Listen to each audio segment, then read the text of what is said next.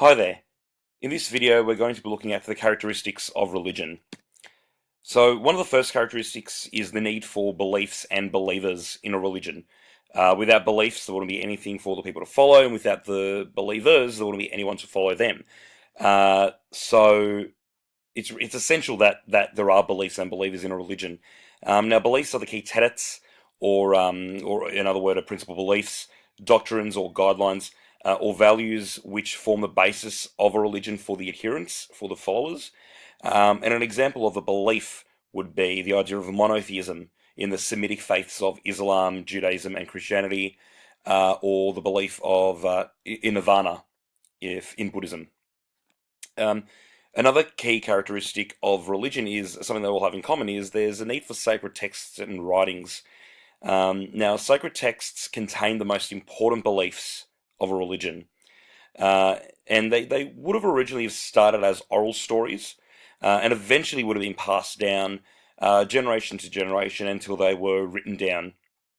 Now, they contain the sacred stories that convey how people, how the adherents themselves are connected to that supernatural or divine dimension.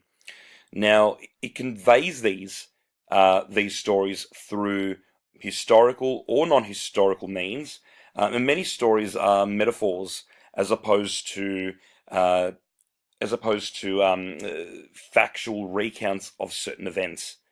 An example will be of a sacred text will be the Holy Bible in Christianity, the Quran in Islam.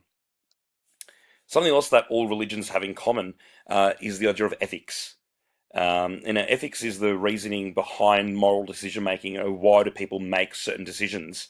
Now, ethics offer a system of standards of a benchmark, if you will, that regulate moral decision making for the followers of a religion.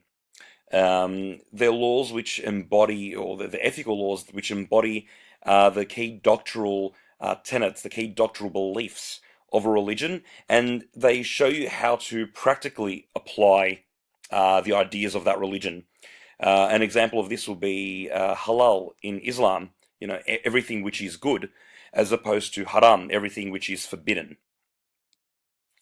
Something else that all religions have in common and share as a characteristic is the idea of rituals and ceremonies. Now, rituals and ceremonies, they're the practical expressions of aspects of a religion. For example, baptism in Christianity is spelled out in the sacred texts, undertaken by Jesus in the Jordan River, by John the Baptist. It's a belief in terms of necessary for salvation. However, it's not until we get to the ritual of baptism where it's actually practically carried out. And they do also use things like words and symbols in order to further boost the ritual. Now, all of these characteristics come together to form a dynamic, living religion. Religions are constantly changing, constantly moving due to the adherents' experiences and expectations within that faith as well. However, everything within a religion is interconnected somehow. So, for example, the key doctrinal beliefs, they're expressed in the sacred texts, which are then lived out in turn practically through the rituals and ceremonies.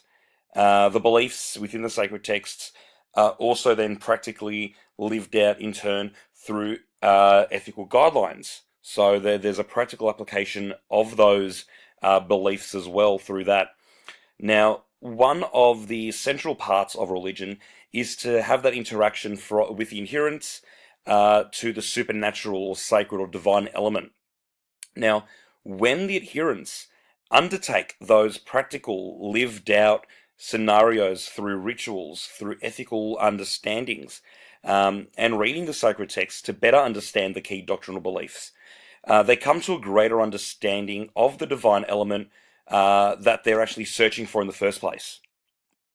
So I really hope that in this brief video you've received enough information to gather an understanding of the key characteristics of religion and how they operate together to form a dynamic living religion. Thank you.